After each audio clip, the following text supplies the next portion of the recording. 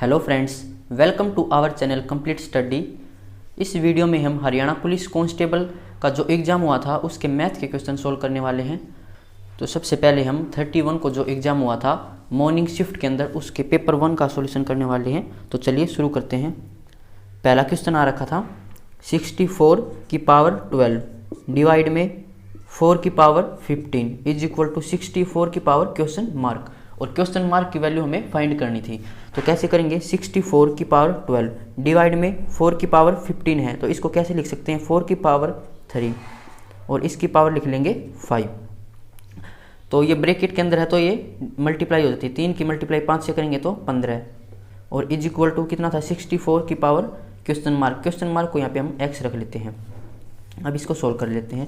64 की पावर 12, 4 की पावर 3 कितना हो जाएगा, 4 चौके 16, 16 चौके 64, तो 64 की पावर 5 इज इक्वल टू 64 की पावर x। अब यहाँ पे जो बेस है वो सेम है और ये डिवाइड के अंदर है, तो जब डिवाइड के अंदर हो तो उनकी पावर को हम माइनस कर देते हैं। तो 64 की power 12 minus 5 is equal to 64 की पावर x। तो 64 की पावर कितना हो जाएगा 7, 64 की पावर x। जब बेस इक्वल हो तो उनकी पावर भी इक्वल होगी, तो x इज इक्वल टू 7। तो 7 हमारा यहाँ पे राइट आंसर हो जाएगा ऑप्शन सी। नेक्स्ट क्वेश्चन करते हैं।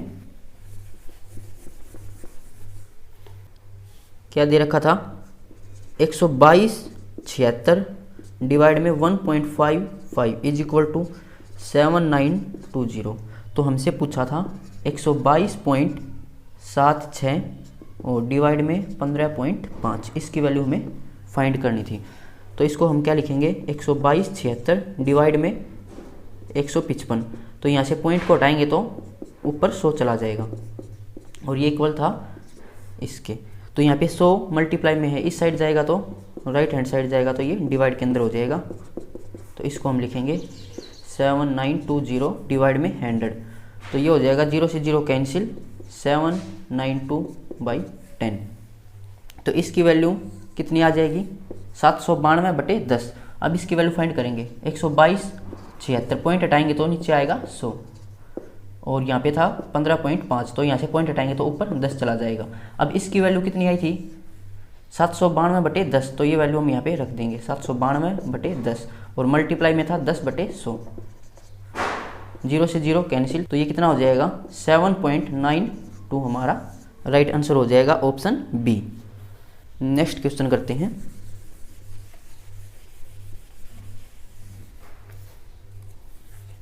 इसमें हमें HCF फाइंड करना था और दो इक्वेशन दे रखी हैं x² minus AX minus A plus 1 और एक दे रखी थी AX² minus x minus A plus 1।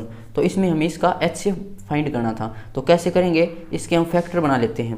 x² minus AX, bracket को सोल्व करेंगे तो -1 माइनस A और माइनस, अब क्या करेंगे यहाँ से तो हम A कॉमन ले लेंगे और इन दोनों को इकट्ठा लिख लेंगे, तो x² माइनस 1 और यहाँ से क्या करेंगे माइनस A कॉमन ले लेंगे, तो अंदर बचेगा x प्लस में 1 और इसको हम क्या लिख सकते हैं 1 का स्क्वायर भी लिख सकते हैं। ये किसकी आइडेंटिटी बन जाएगी A² माइनस B², किसकी इक्वल होता है A प्लस B और A माइनस B। तो इसकी जगह क्या लिखेंगे x प्लस 1 x माइनस 1 और यहाँ पे था माइनस A x प्लस में 1। अब इन दोनों में क्या कॉमन है x प्लस 1, इसको हम कॉमन ले लेते हैं। अंदर क्या बच जाएगा x माइनस 1 और यहाँ पे कितना बच जाएगा माइनस A। अब इसको सोल्व करेंगे तो AX² minus x minus A minus 1, यहाँ से क्या कॉमन लेंगे A, तो A कॉमन लेंगे, यहाँ पे बचेगा x² और यहाँ पे माइनस का 1, इन दोनों को इकट्ठा लिखेंगे तो यहाँ से -1 कॉमन ले लेते हैं तो x प्लस में 1। अब क्या करेंगे इसकी जगह लिख सकते हैं x प्लस 1 और x माइनस 1, तो x प्लस 1 x माइनस 1, ये हो जाएगा -1 x प्लस में 1। अब क्या कॉमन आ जाएगा दोनों में से x प्लस 1, तो x प्लस 1 यहाँ पे इस a की मल्टीप्लाई कर देंगे ax माइनस a और यहाँ पे -1।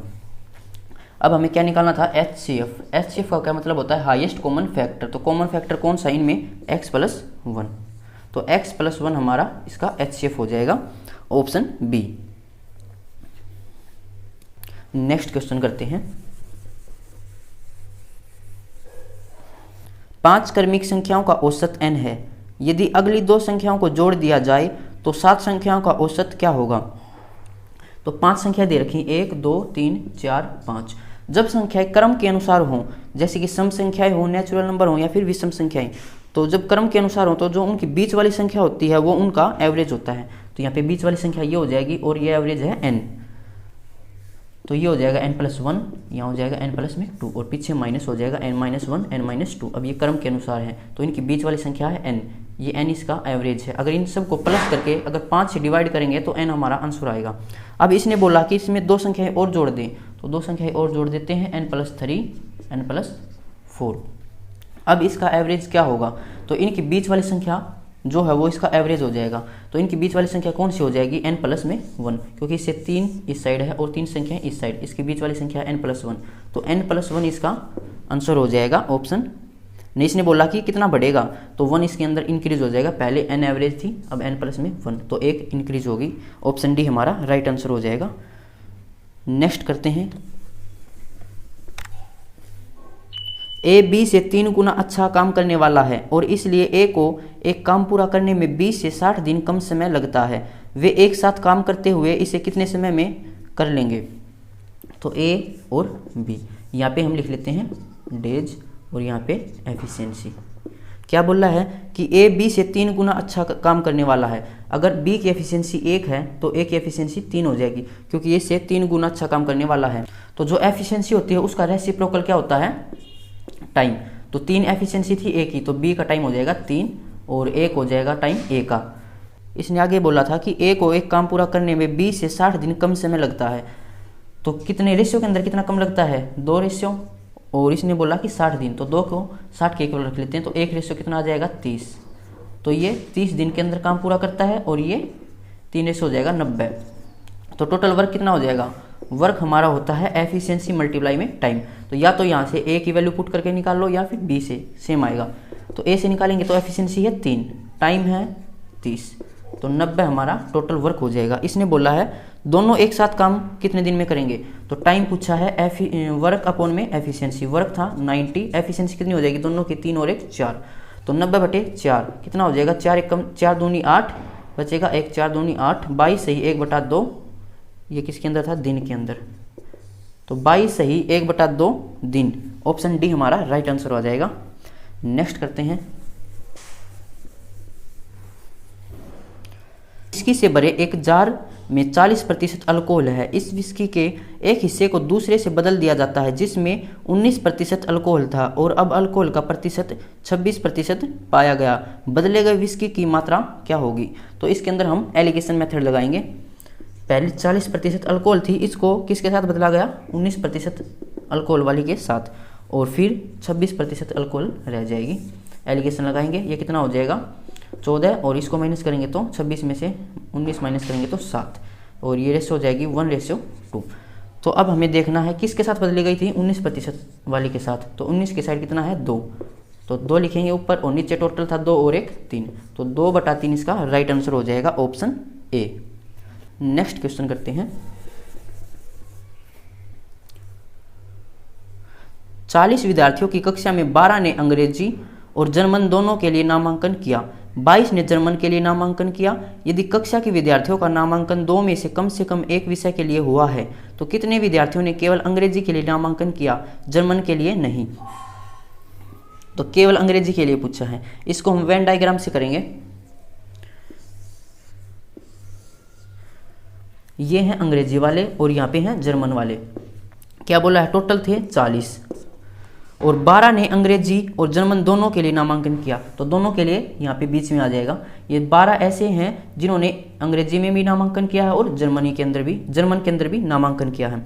उसके बाद बोला है कि 22 ने जर्मन के लिए नामांकन किया, तो 22 ने जर्मन के लिए, 22 के अंदर 12 ऐसे हैं जिन्होंने अंग्रेजी के लिए नामांकन भी किया है। तो केवल जर्मन कितने लोगों ने किया होगा, 10 लोगों ने, तभी टोटल जर्मन कितना होगा 22। उसके बाद इसने बोला है कि कितने विद्यार्थियों ने केवल अंग्रेजी के लिए नामांकन किया, तो कितने हो जाएंगे, ये 22 हैं, तो 40 में से 22 माइनस करेंगे कितना हो जाएगा, यहाँ पे हो जाएगा ये 8 और 18, तो केवल 18 विद्यार्थी ऐसे होंगे जिन्होंने अंग्रेजी में नामांकन किया है। केवल इसने केवल ही पूछा है, तो तो 18 इसका राइट आंसर हो जाएगा। अगर ये हमसे पूछता कि अंग्रेजी के लिए कितनों ने नामांकन किया, तो अंग्रेजी के लिए कितनों ने किया होगा, इन दोनों को प्लस करेंगे तो ये हो जाएगा हमारा 30।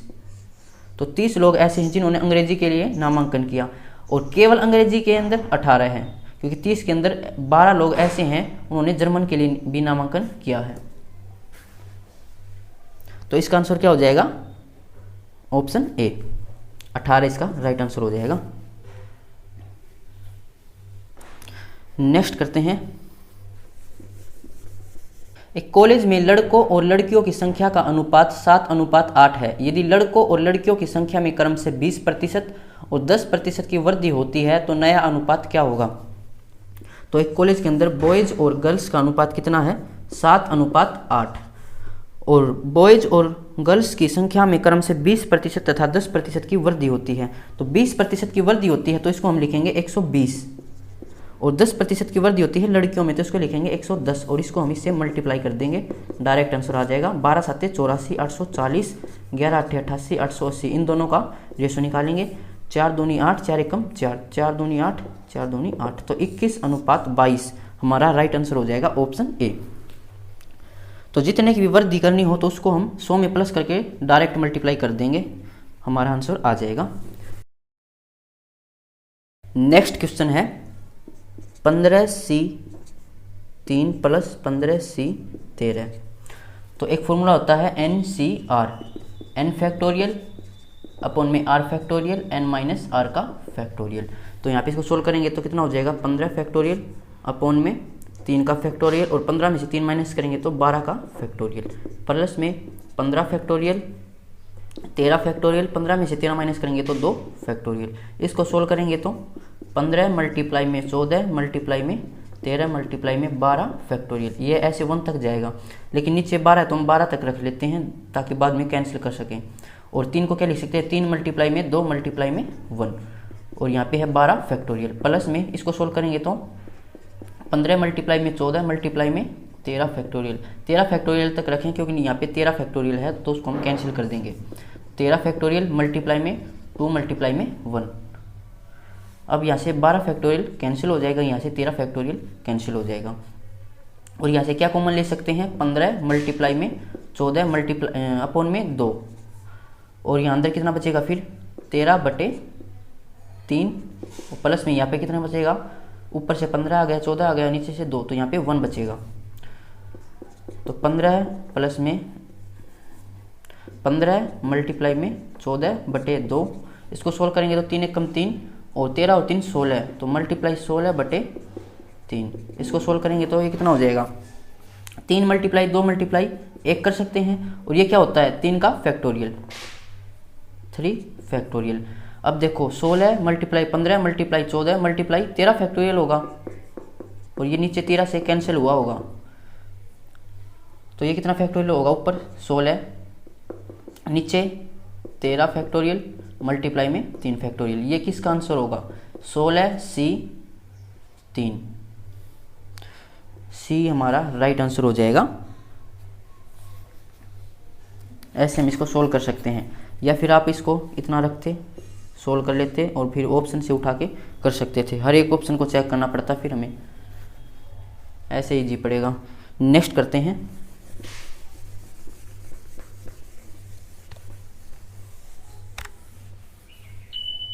अगर आप आज 1 रुपये बचाते हैं तो कल 2 रुपये और अगले दिन 4 रुपये, तो इसी तरह 2 सप्ताह बाद आपको कुल कितनी बचत होगी।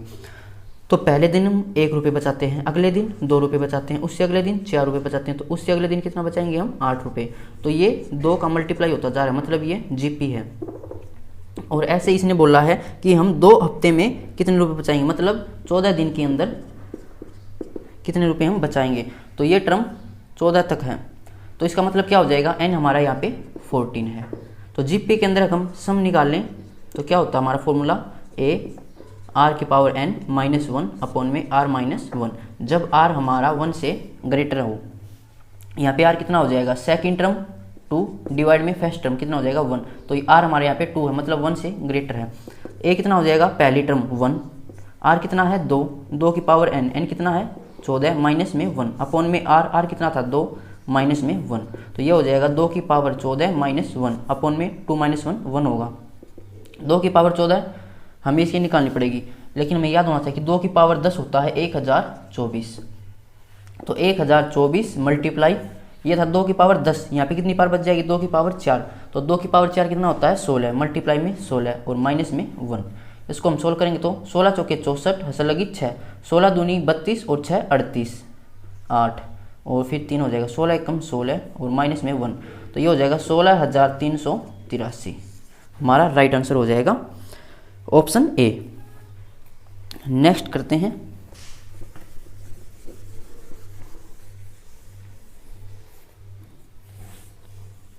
एक तांबे के तार को 81 सेंटीमीटर सुकेर क्षेत्रफल वाले वर्ग के आकार में मोड़ा गया। यदि उसी तार को अर्धवृत्त के रूप में मोड़ा जाए तो अर्धवृत्त की त्रिज्या सेंटीमीटर में क्या होगी।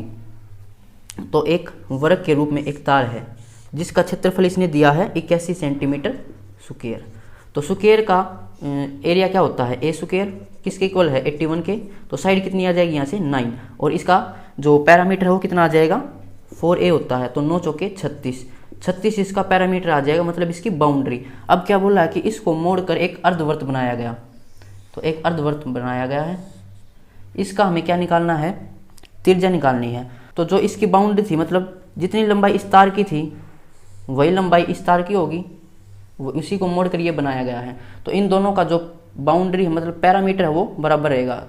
तो इसका सर्कमफ्रेंस कितना हो जाएगा हेमी सर्कल का, सर्कल का जो सर्कमफ्रेंस है वो होता है 2πr, तो हेमी सर्कल का हो जाएगा πr, और यहाँ पे प्लस कितना करना पड़ेगा जो इसका डायमीटर है उसको प्लस करना पड़ेगा। डायमीटर कितना होता है रेडियस का डबल, मतलब 2r हमें इसमें ऐड करना पड़ेगा। तो ये तार की लंबाई थी, कितनी थी तार की लंबाई 36, इसके इक्वल रख लेंगे, यहाँ से हम r कॉमन ले सकते हैं, अंदर बचेगा पाई प्लस में 2 इज इक्वल टू 36। r पाई कितना था 22/7 प्लस में 2 इज इक्वल टू 36, तो 7 दूनी 14 22 और 14 कितना हो जाएगा 36/7 मल्टीप्लाई में r इज इक्वल टू 36। 36 से 36 कैंसिल, तो r की वैल्यू हो जाएगी 7 सेंटीमीटर। ऑप्शन सी हमारा राइट आंसर हो जाएगा। नेक्स्ट करते हैं, लास्ट क्वेश्चन है ये, इस पेपर में इतने ही मैथ के क्वेश्चन आए थे। एक घन को 13 काट लगाते हुए अधिकतम कितने टुकड़ों में काटा जा सकता है। तो इसको हम बेसिक से भी करेंगे और इसकी एक ट्रिक भी है उससे भी सोल्व करेंगे इसको। सबसे पहले एक घन बनाते हैं,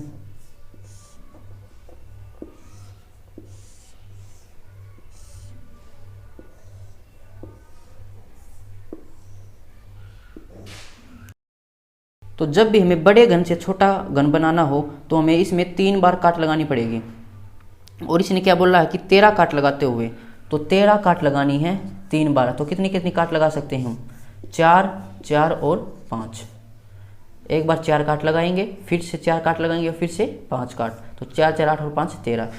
अगर हमें अब छोटे घन निकालने हैं तो क्या करेंगे, इसके अंदर एक प्लस करेंगे कितना हो जाएगा 5, इसके अंदर एक प्लस करेंगे कितना हो जाएगा 5, इसके अंदर एक प्लस करेंगे तो 6। अब इन तीनों की मल्टीप्लाई कर देंगे, तो 5 की 5 से करेंगे 25, 25 छिके 150, तो 150 हमारा राइट आंसर आ जाएगा। कैसे आएगा ये देखते हैं। तो सबसे पहले क्या करना है 4 काट लगानी है, 4 काट लगाते हैं, 1 2 3 4 काट लगा दी। उसके बाद फिर से 4 काट लगानी है। अब ऐसे लगा लेते हैं, पहले 1 2 3 4, अब 5 काट लगानी है, 1 2 3 4 5। अब हमें काउंट करने हैं कितने क्यूब बनेंगे। तो सबसे ऊपर देखते हैं 1 2 3 4 5, इस लाइन में 5 क्यूब हैं।